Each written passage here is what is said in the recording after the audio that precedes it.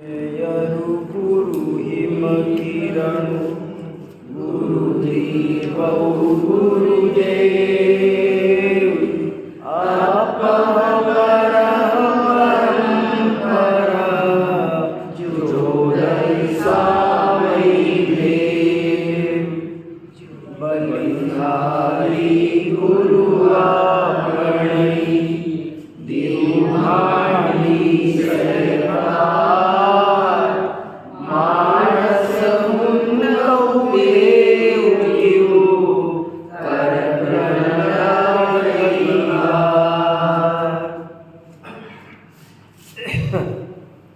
ये पाहुड़ दोहा नाम का एक बहुत ही महत्वपूर्ण ग्रंथ है, जिसकी रचना आज से कम 1000 वर्ष पहले मुनि राम सिंह ने की है। और ये ग्रंथ हमें अंदर से आत्मनिरीक्षण करने की गहरी प्रेरणा देता है।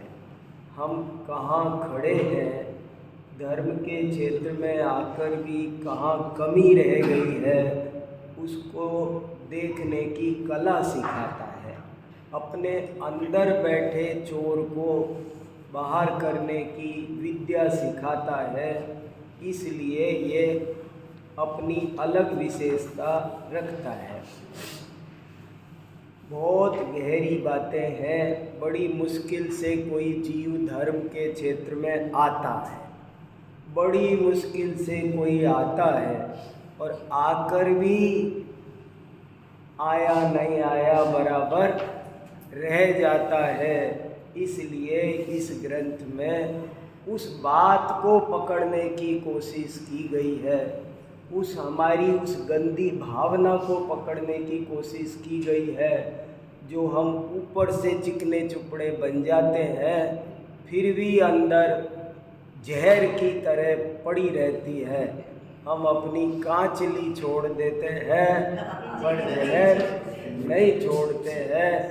यही इस ग्रंथ का, अगर इस ग्रंथ का टाइटल बनाया जाए तो वो यही है कि सांप केंचुली तो छोड़ता है पर जहर नहीं छोड़ता। बस पूरे 220 दोहों में ले दे करके ये बात कही गई है। अभी मैं एक पंच कल्याणक में जाकर आया हूँ। दीक्षा कल्याणक के मौके पर देव और मनुष्यों में चर्चा होती है, वाद विवाद नहीं होता। बहुत से लोग ऐसे कहते हैं कि देव और मनुष्यों में विवाद होता है। विवाद नहीं होता है। तीर्थंकर के सामने विवाद जैसी चीज़ें, हम अपने मन की बातें थोप देते हैं कहानी पर। हम लड़ते फिरते हैं जगह जगह, सो वहाँ लड़ा दिया। लड़ते नहीं है, सिर्फ चर्चा होती है कि पालकी पहले कौन उठाए। और आखिरकार ये निर्णय होता है कि जो इनके साथ संयम ले ले वही पहले उठा ले। तब सौधर्म इंद्र कहता है, अरे मनुष्यों, तुम में से कोई भी एक जना अंतर मुहूर्त के लिए मेरे को अपना मनुष्य भव दे दो, और बदले में मेरा सारा इंद्र पद और वैभव ले लो। ये घटना मुझे अंदर तक बहुत, जब सुनो तभी कुरेदती है। देखो, नरकाया को सुरपति तरसे। मनुष्य शरीर पाने के लिए, मनुष्य देह पाने के लिए इंद्र भी तरसता है। और जरा अपने अंदर की बात सोच के, छाती पे हाथ रख के ईमानदारी से बताना। मुझे बताना मत, अपने आप को ही बता लेना कि हम देव बनना चाहते हैं कि नहीं। हम हमारे सारे धर्म कर्म के अपने अंदर में क्या भावना पल रही है कि बस कैसे भी करके अगला जन्म वहाँ चले जाए, कैसे भी देव बन जाए। देव बनने की कितनी इच्छा हम करते हैं, देखो तो सही। देव तो मनुष्य बनने को तरसते हैं और ये मनुष्यों की हालत देखो, ये देवता बनने के लिए तरसते हैं। कितनी बड़ी अज्ञानता है। ये मनुष्य देवता बनने के लिए तरसता है। अरे मनुष्यों के पास एक ऐसी शक्ति है जो देवों के पास भी नहीं है। सौधर्म इंद्र के पास भी वो शक्ति नहीं है जो हमारे आपके पास है। हम संयम धारण कर सकते हैं, इंद्र देव संयम धारण नहीं कर सकते। वे नहीं कह सकते कि आज मेरा उपवास है, लेकिन हम और आप कर सकते हैं। हमारे अंदर ये पावर है जो वहाँ नहीं है। मैं क्या कहना चाहता हूँ, फिर एक लाइन बोलता हूँ, क्योंकि जो कहना चाहता हूँ ना वो बात कई दफ़े इधर उधर खो जाती है। मैं ये कहना चाहता हूँ, ये पाहुर दोहा हमारी समझ में कब आएगा? तब समझ में आएगा जब हम भव का अभाव करने की भावना भाएंगे।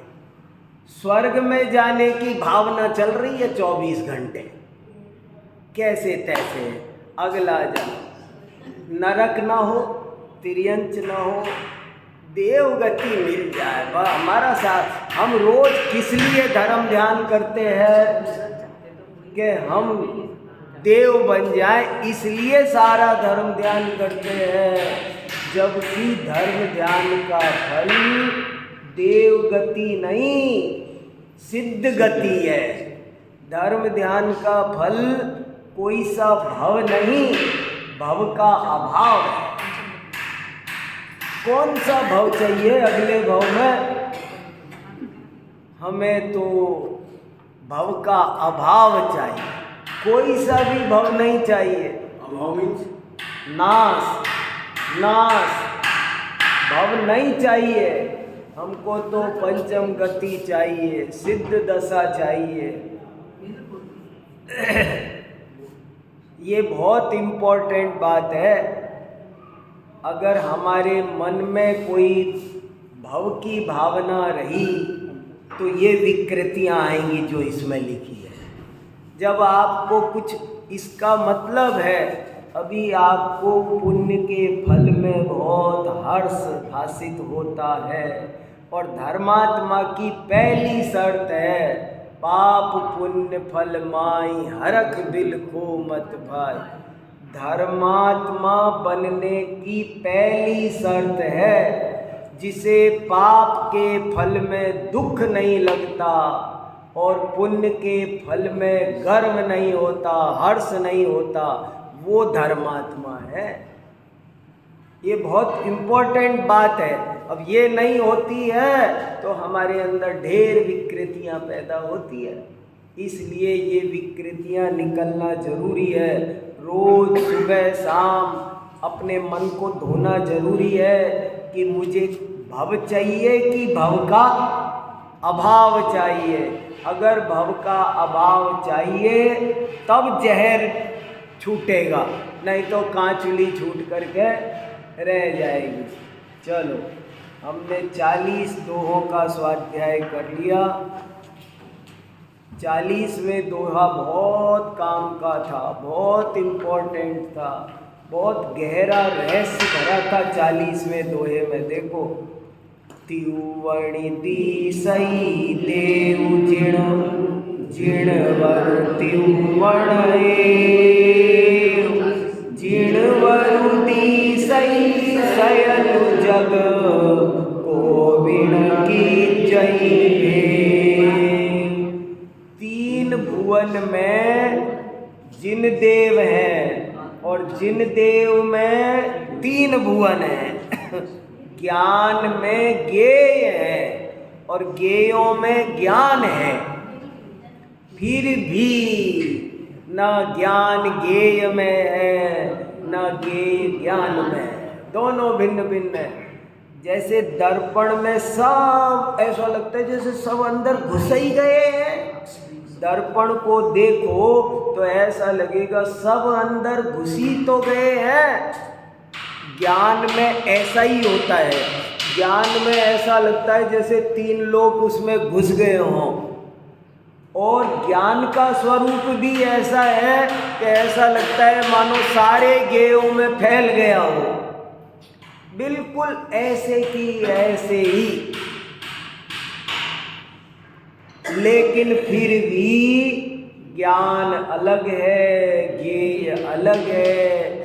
ज्ञान और ज्ञेय का कोई लेना देना, परस्पर कोई संबंध नहीं है। ज्ञान और ज्ञेय का आपस में कोई संबंध नहीं है। ये एक बहुत ऊंची बात है। ज्ञान और ज्ञेय का कोई वो कह रहे ये रहस्य जिस दिन समझ जाओगे, दर्पण में सब कुछ झलकता है पर वास्तव में कुछ भी नहीं झलकता। दर्पण में कुछ भी झलके, मान लो दर्पण में कीचड़ झलक रहा है तो दर्पण गंदा हो गया। मिठाई झलक रही है तो, कलश झलक रहा है तो दर्पण शुभ हो गया ज़्यादा नहीं। दर्पण जैसा है वैसा है। झलकने वाली वस्तु के कारण उसमें कुछ फर्क पड़ता नहीं। पर पदार्थों के साथ अपनेपन की कल्पना तो दूर रहो, पर पदार्थों के साथ जानने की कल्पना भी आत्मा के नहीं है। आत्मा ज्ञान ज्ञेय के संबंध से भी अतीत है। ये रहस्य है, इसको कोई विरला जानता है। हाँ, अब बोलो बहन जी। बैठो बैठो बैठो। ज्ञान जो है वो कोई तो जानना चाहता है, यही तो गड़बड़ है।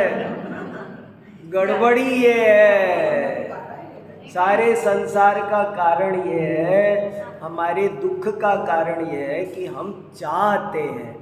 ज्ञान का काम दर्पण के समान है, उसमें चीज़ें झलकती हैं। ज्ञान जानना चाहता नहीं है, लेकिन ज्ञान का स्वरूप सकल के ज्ञायक तदपि निजानंद रस लीन। ज्ञान ज्ञेयों को जानता है, ऐसा उसका स्वभाव है। सूर्य निकलता है तो सब जगह रोशनी फैलती है, लेकिन रोशनी फैलने का मतलब क्या हो गया? सारी दुनिया उसकी हो गई क्या? जिस जिस पर रोशनी फैल गई नहीं, कोई चीज़ अपवित्र हो जाती है। जिस पर मान लो मैं सूरज को पसंद नहीं करता, जैसे समझ लो मैं आहार देने जा रहा हूँ, अभिषेक करने जा रहा हूँ और किसी से टच हो जाऊँ तो अपवित्र हो जाता हूँ ना, और सूरज से टच हो जाऊँ तो क्यों? सूरज से भी तो वो भी तो परद्रव्य है, उससे टच हो तो फिर ना आए? नहीं, सूरज के टच होने से कोई अपवित्र होता नहीं है। ऐसे ही ज्ञान लोकालोक को जाने पर ज्ञेयों से उसका भला बुरा होता। हीरे को देखा तो ज्ञान कीमती हो गया और कंकर को देखा तो ज्ञान कमजोर हो गया, ऐसा नहीं है। ज्ञेयों के कारण ज्ञान में कोई पवित्रता, अपवित्रता, न्यूनता, हीनता कुछ नहीं आती है। ज्ञान ने किसी को जान लिया इसलिए ज्ञान महान हो गया, ऐसा कुछ नहीं है। ज्ञान अपने आप में महान है। ज्ञान और ज्ञेय के ये स्वतंत्रता को पहचानना है। ज्ञान के कारण ज्ञेयों का परिणमन नहीं है और ज्ञेयों के परिणमन के कारण ज्ञान नहीं है। ऐसे थोड़ी है कि भगवान ने जाना है इसलिए ऐसा होगा। भगवान के जानने से ऐसा नहीं होता है, होता है इसलिए भगवान के ज्ञान में झलकता है। देखो मैं एक उदाहरण दूं छोटा सा, समझ लो मैंने सुदेश जी से कहा वो मेरे 1 लाख रुपए दो ना, ये कहने लगे कौन से? मैंने कहा वो जो मैंने आपको दिए थे साल भर पहले, आपने दिए नहीं। तो ये कहने लगे क्या प्रमाण है?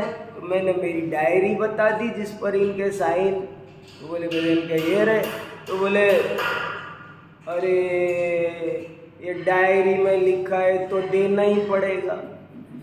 अब ये बताओ, डायरी में लिखा है इसलिए देना पड़ेगा या लिए है इसलिए देना पड़ेगा? डायरी दिलवा रही क्या? डायरी ज्ञान करा रही है, लेने देने का काम नहीं कर रही। वो तो लिया है इसलिए देना पड़ेगा। इसलिए ये व्यवस्था, ज्ञान और ज्ञेय की व्यवस्था का रहस्य जो समझ गया वो सच्चा योगी है। ये 40वां दोहा बहुत काम का है। आप ज्ञान का अनुभव करो, ज्ञेय सहित, सुनो ध्यान से, ज्ञेय सहित ज्ञान को भी ज्ञेय रहित अनुभव करने का नाम धर्म है। ज्ञेय सहित ज्ञान को भी ज्ञेय रहित अनुभव करने का नाम धर्म है, विद्वत्ता है, पांडित्य है, ज्ञान है।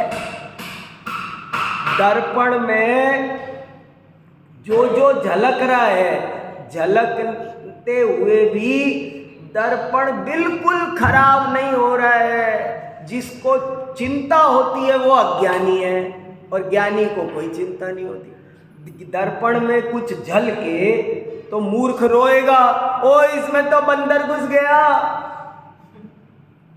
और ज्ञानी, अरे बंदर बंदर कुछ नहीं घुसा, दर्पण बिल्कुल क्लियर है, बंदर से कोसों दूर है, बंदर से कुछ लेना देना। कोई सोचेगा ओ मेरे दर्पण में मिठाई आ गई। जो ज्ञेय कृत समझेगा वो हर्ष विषाद करेगा, और जो ज्ञेय से भिन्न ज्ञान का अनुभव करेगा उसे असली स्वाद आएगा। मिश्र स्वाद का नाम अशुद्धोपयोग है और भिन्न भिन्न स्वाद का नाम शुद्धोपयोग है। जानो मगर ज्ञेय को मिलाकर मत जानो।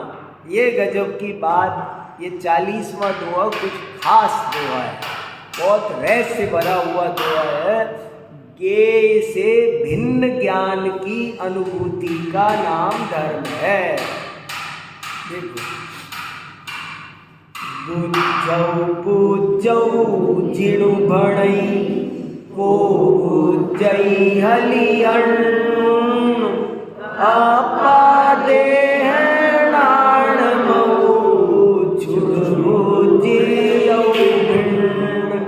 देखो क्या कह रहे हैं, बुझ जाऊ जानो जानो।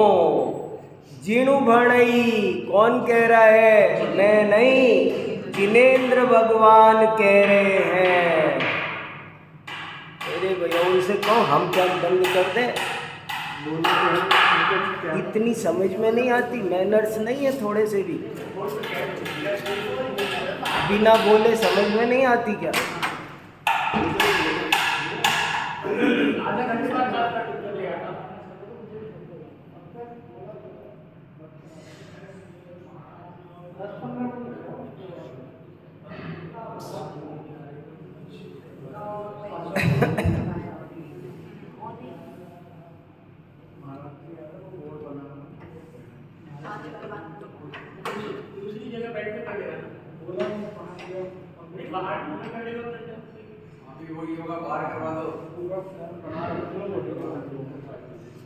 देखो सुनो, जानो जानो जिणु भणई, जिनेंद्र कहते हैं, मैं नहीं कह रहा, जिनराज कहते हैं कि जानो जानो। को बुझई हलि अण्णु, अन्न किसी को जानने से क्या फायदा? तुम तो अप्पा दे हैं नाण मऊ, तुम तो शरीर के अंदर जो आत्मा बैठा हुआ है ज्ञानमय, उसको जानो, और बाकी सब भिन्न पदार्थ है उनकी चिंता छोड़ दो। देखो बहुत अच्छा है ये। और इसी तर्ज पर 42वां है विभिन्न। विभिन्न माने तरह तरह की वस्तुएं दुनिया में दिखाई दे रही हैं, उनको छोड़ दो। विभिन्न, भिन्न और विभिन्न। भिन्न माने न्यारा, विभिन्न माने तरह तरह का। इस दुनिया में कोई चेतन है, कोई अचेतन, कोई हाथी घोड़ा पशु ये सब विभिन्न है, सबको छोड़ो। और तुम तो अपना शरीर के अंदर जो ज्ञान स्वभावी आत्मा बैठा है उसको तुम जानो। देखो हली क्या? हली माने अरे, संबोधन है ये। हली अरे सुनो भाई, जोर से संबोधित कर रहे हैं। अरे करने का काम, अरे तुम क्या कर रहे हो? इन बाहर की विभिन्न वस्तुओं को जान रहे हो, इनका चक्कर छोड़कर तुम तो शरीर के अंदर जो अपना ज्ञान स्वभावी आत्मा बैठा है उसको जानो। देखो अब 42वां बहुत इंपॉर्टेंट है। देखो वंदौ वंदौ जिणु भणई को वंदौ हलिए नियदेहा निवसंत जय जाण्यु परमात्म। बहुत अच्छा, बहुत खास दुआ है, अच्छे से समझना है, बाद में विचार करने लायक है। वंदौ वंदौ जिणु भणई, जिनेंद्र भगवान कहते हैं कि इसकी वंदना करो, इसकी वंदना करो, इसकी वंदना करो। को वंदौ हलिएथु, अरे तुम किस किस की वंदना, अन्य किस किस की वंदना के चक्कर में पड़े हो? निय देह निवसंत है, अपने देह के अंदर निवास करते हुए जो अपना परमार्थ वस्तु स्वरूप है, आत्मा है, उसको जानो।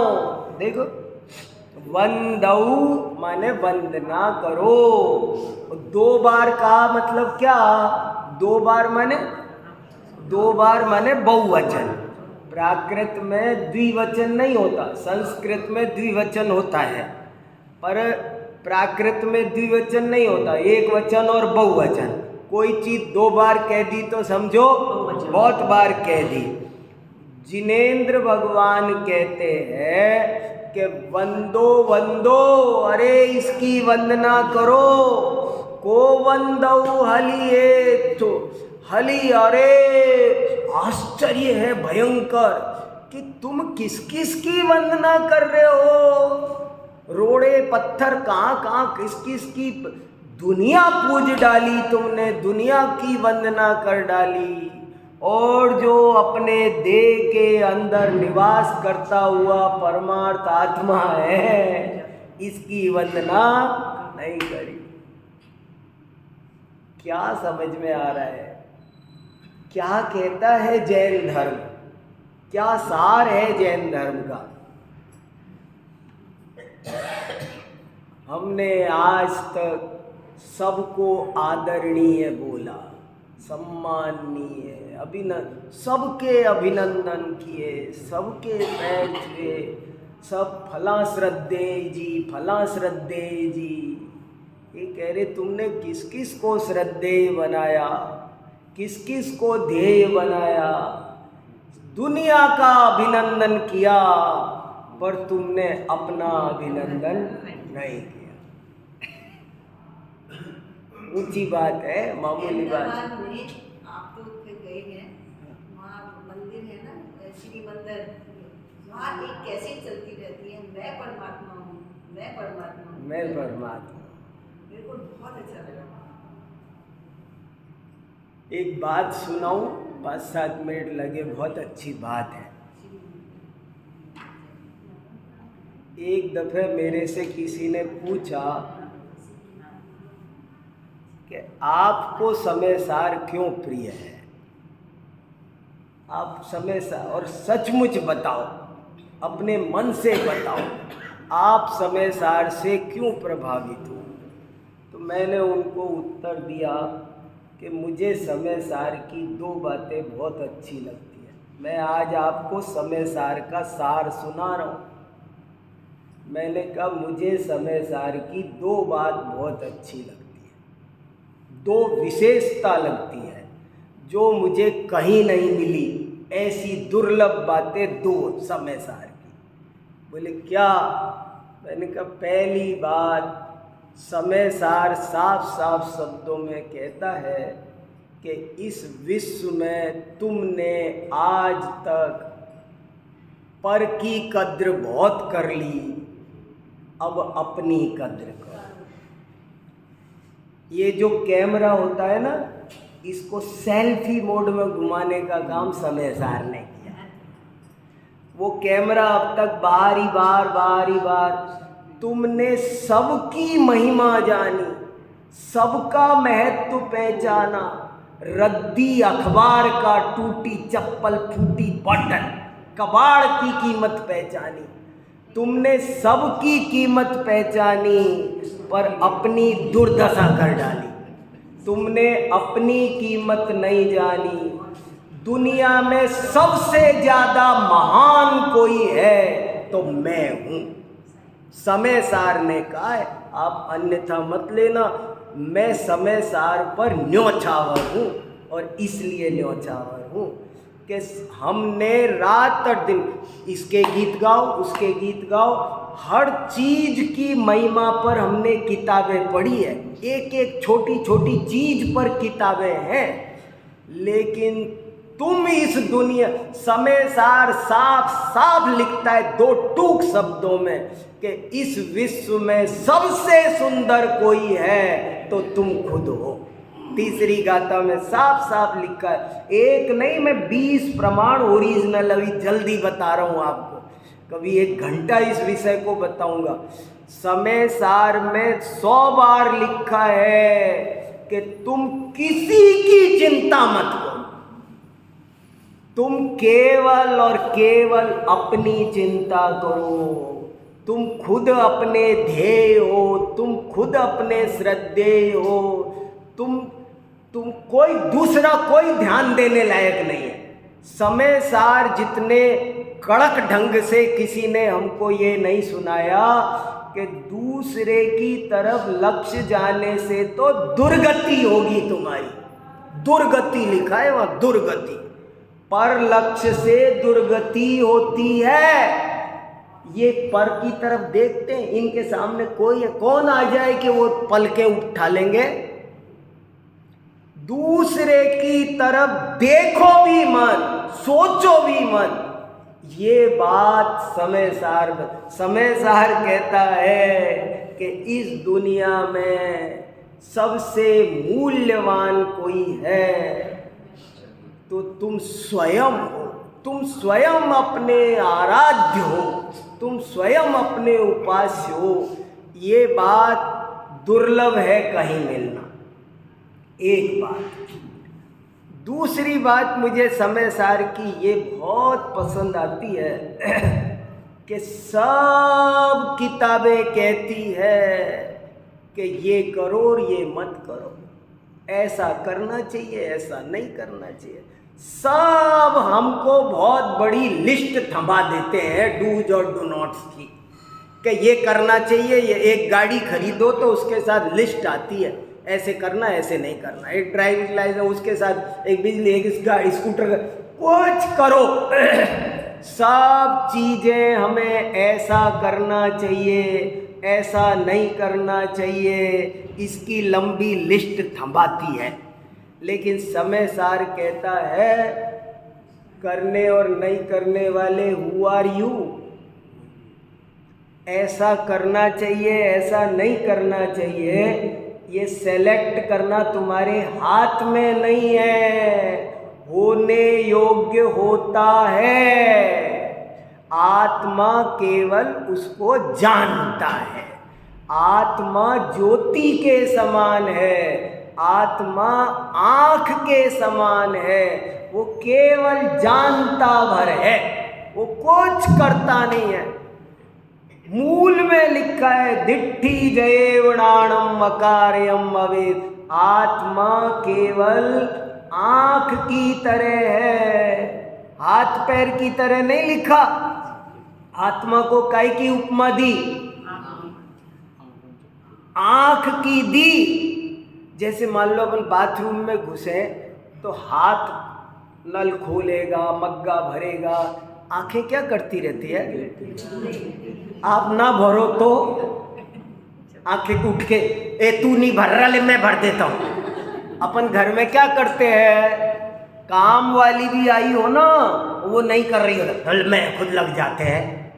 ये आंखें क्या करती है? मान लो आप मग्गा फैला रहे हो या बाल्टी में भरने की बजाय बाहर गिरा रहे हो, तो आंख पुकारती होगी, अरे अरे देख तो सही कहाँ गिरा रहा है।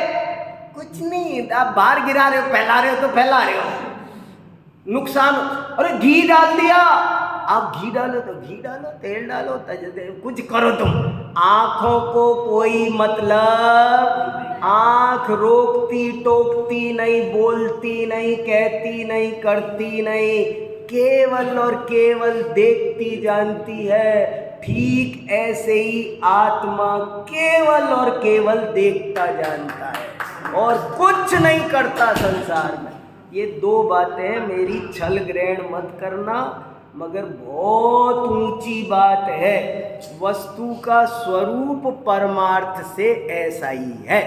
हम व्यवहार में बहुत कुछ कहते हैं, अपन सब रागी जीव हैं, ये दुनिया रागात्मक है, लोक व्यवहार में ऐसे ही बोला जाएगा। बच्ची आएगी गाड़ी लेके कहीं जा रही है, पापा मैं जा रही हूँ, तो यही कहा जाएगा बेटा ध्यान से चलाना, कोई तेज चल रहा हो तो पहले उसको निकल जाने देना, हड़बड़ी मत करना। लेकिन होता वही है, एक पर्याय भी अनहोनी नहीं होती और एक पर्याय भी होने योग्य टलती नहीं। होने योग्य होता है, ये समय सार का मूल समय सार दो बातें कहता है, कूट कूट के ठोक बजा के। वो कहता है ये बातों पर तुम चर्चा करो, समझो। तुम्हें समझ में आता है कि निश्चय से ऐसी वस्तु स्थिति है। अब वही बात यहाँ आ गई। अब ये कितनी ऊंची बात है। दूसरे के अभिनंदन करने की आदत पड़ी हुई है। निज शांत स्वभाव नहीं भाया, पर के ही गीत सुहाए। हमको दूसरे की महिमा बहुत अच्छी आती है, दूसरों का गुणगान करने, दूसरे पर आरती लिख देते। अरे अपनी आरती लिखो, अब गए जमाना, अब वो टाइम आया है। समझने की बात है, हमने किस किस की महिमा गाई और अपनी तो हमने बेकदरी कर डाली ना। साफ साफ लिखा है, वंदौ वंदौ जिणु भणई को वंदौ हलिए, नियदेह निवसंतया जय जाणु परमात्मा। अरे और किस किस की वंदना करोगे? तुम जिनेंद्र भगवान कहते हैं कि तुम तो निज देह के अंदर निवास करने वाले परमार्थ की वंदना करो करो करो। ऊपर की गाथा में भी यही कहा, सेम टोन है, बुझ जाऊ वहाँ बुझ जाऊ है, यहाँ वंदऊ। इसी को जानो, इसी को मानो, इसी की आराधना करो, इसी में जमो। अपने में जमने रमने का नाम धर्म है और कुछ धर्म नहीं है। बाकी सब उसके लिए है, बाकी सब उसके सपोर्टिंग है। उपलाणई जोई करहु लऊ, दावण छोड़ी जिम चरई, जसुअ कयणी रामा, गयऊ मणुसो किम जग रई करई। ये कोई अलग छंद है, ये दोहा नहीं है। दोहे छंद की पहचान होती है 13-11 मात्रा वाली, वो पहचान इसकी नहीं है, इसलिए ये कोई ये वो नहीं है, दोहा तो नहीं है। अब क्या है ये, गाथा हो सकती है क्या, अच्छे से चेक करेंगे। अभी कुछ समझ में नहीं आ रहा है, गाथा भी नहीं लग रही है, कुछ जो भी होगा, पर अर्थ देखो इसका।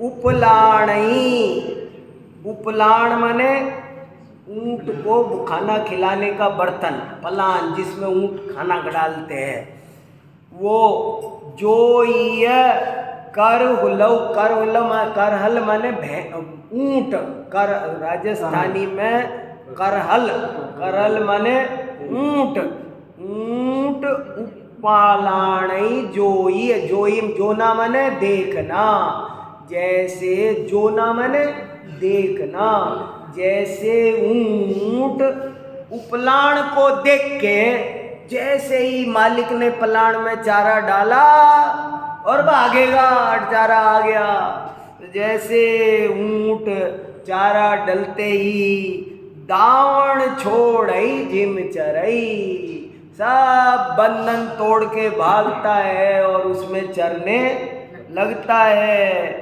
ऐसे ही जसु जिसका अक्षयणी रामा, अक्षय रामा मने मुक्ति लक्ष्मी, अक्षय रामा मने लक्ष्मी, मोक्ष लक्ष्मी में जिसका मन चला गया है, वो बुध कैसे जगी माने संसार में रई करई, वो ज्ञानी कैसे संसार में रति करेगा। वो ज्ञानी कभी भी सांसारिक विषय भोगों में रति कर सकता, एक बार जिसका मन वहाँ लग गया, जैसे ऊंट रूखी सूखी घास में मुंह डाल रहा था, लेकिन पीछे से आवाज आई कि मालिक ने पलान में उसका खुद का खाना डाल दिया है, तो अब वो रूखी घास खाएगा, दौड़ के जाएगा और अपने पलान में छुगेगा। ऐसे ही जिसका मन मुक्ति लक्ष्मी में लग गया, वो अब 5 इंद्री के विषयों की तरफ नहीं दौड़ेगा। ढिल्लौ होई म इंदिया पंचई बिन्नी निवार, एक निवारई जीहड़िय अन्न परायना। ढिल्लौ होई माँ माने मत, होई माने हो, ढिल्लौ माने ढीला, ढीले मत हो वो इंदिया, इंद्रियों के बारे में, इंद्रियों के मामले में शिथिलता अच्छी बात नहीं है। इंद्रियों के मामले में थोड़ा कठोर व्यवहार अच्छा रहता है, ढीले मत बनो। और इन पंचई 5 में से कम बिन्नी निवार, कम से कम इन 2 को तो तुम पक्का छोड़ दो। 5 इंद्रियों के प्रति ढीले मत रहो, ये इंद्रियां बर्बाद कर देती हैं। और 5 में से खास कर 2 तो बहुत खास है, इन 2 को तो बिल्कुल छोड़ दो। कौन कौन सी 2? एक निवारई जीहड़ी, एक तो ये जीभ, और अन्न पराय नार, और अन्न माने दूसरी, पराय नार माने स्पर्शन इंद्री। 2 को जो जीत लो, बोले 5 इंद्रियों से संभल कर रहना है, क्योंकि एक एक इंद्रिय मौत के गड्ढे में डाल देती है। उदाहरण बहुत आते हैं ना, स्पर्शन इंद्री के लोभ में हाथी मारा जाता है, रसना इंद्री के लोभ में मछली मारी जाती है, घ्राण इंद्री के लोभ में घोड़ा मर जाता है, चक्षु इंद्री के लोभ में पतंगा मर जाता है, कर्ण इंद्री के लोभ में हिरण मर जाता है। ऐसे बोले तुम किस में 5 से बचो। किसी को भी उद्बुद्ध करोगे तो वो उद्बुद्ध हो ही जाती है, भड़क जाती है।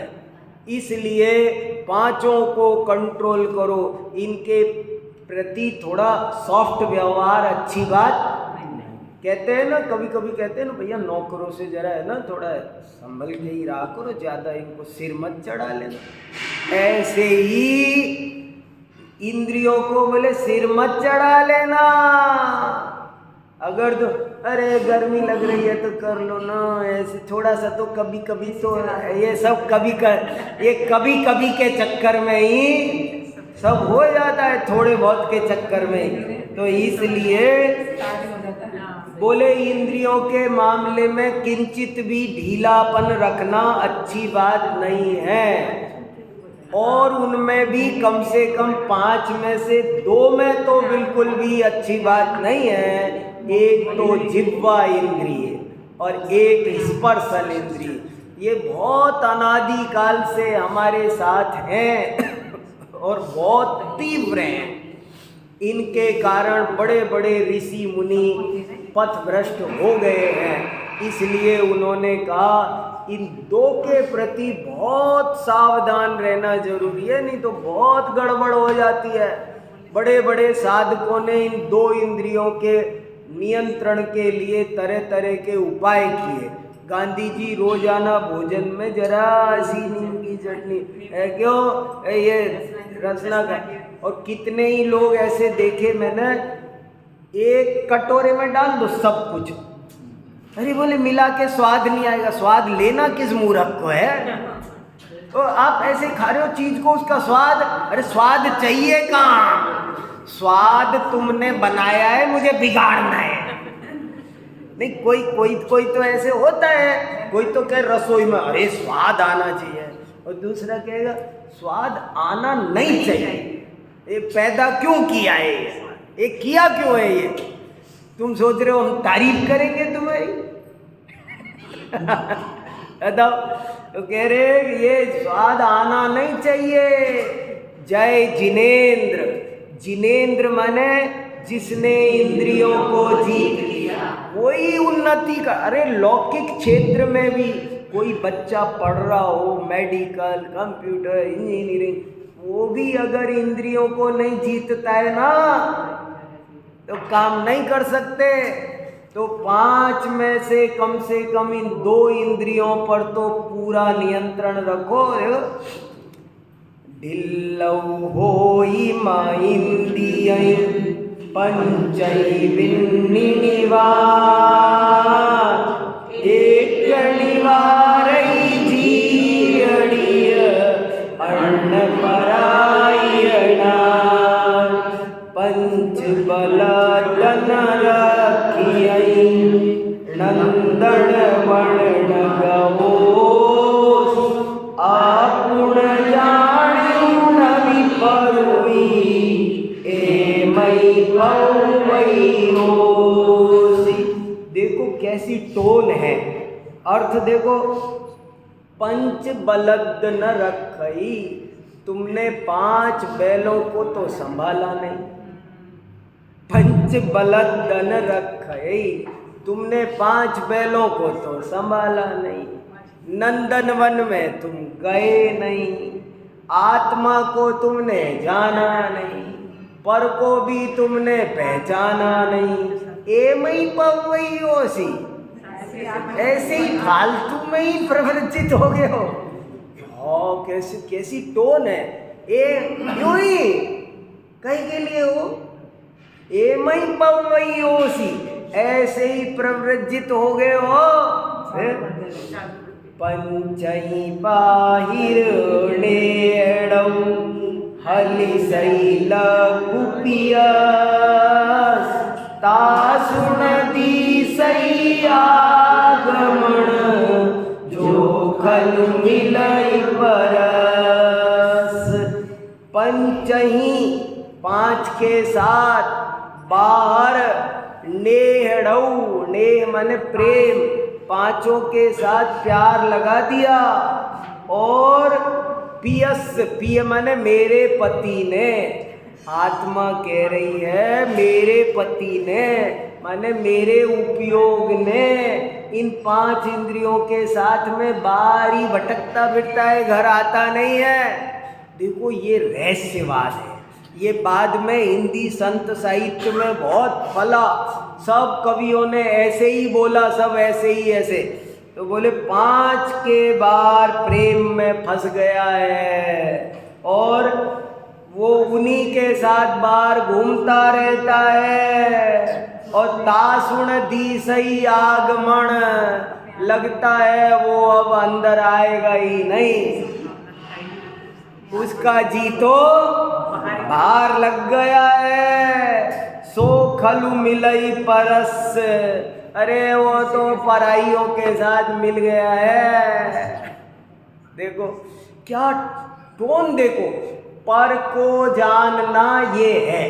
देखो ये बात कहाँ से चल रही है, वही बात चल रही है जो समय सार की खास बात है कि पर के साथ लगना वो व्यभिचार है, अपने उपयोग को अपने में लगाने का नाम धर्म है। देखो भैया शांति से समझो, और मैं कह रहा हूँ ईमानदारी से मेरी बात पे सोचो। आज जैन धर्म का सही स्वरूप बताने वाले भी दुर्लभ हो गए हैं। सब कार्यक्रमों में और बातें बहुत हो रही है, जैनों को ही खबर नहीं है कि जैन धर्म होता क्या है। क्या जिनवाणी कह रही है, हम रात और दिन डूबे हैं और ईमानदारी से डूबे हैं और बिना किसी दूसरे चक्कर से, कोई दूसरे लाभ लोभ से नहीं उलझे, रात और दिन पढ़कर ये समझ रहे हैं कि जैन धर्म का क्या संदेश है, क्या कहना चाहता है। देखो कितनी ताकत लगा के वो समझा रहे हैं कि देखो 5 के साथ बाहर जो लग गया है तो अब अंदर नहीं आएगा। जब बहिर्मुखपना हटे तब उपयोग अंतर्मुख हो सकता है। बस रहने दो, काम करने दो, अपनी थोड़ी सुन ली उन्होंने, अच्छा है बहुत।